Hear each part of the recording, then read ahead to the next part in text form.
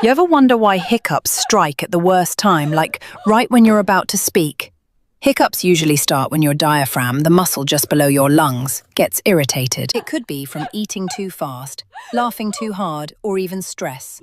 That irritation makes the diaphragm spasm uncontrollably, forcing a quick gulp of air. When that air hits your vocal cords, bam, they snap shut. That's the hiccup sound. Want to stop them fast?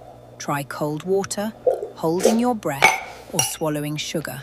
Simple hacks backed by science. Follow for more quick body facts.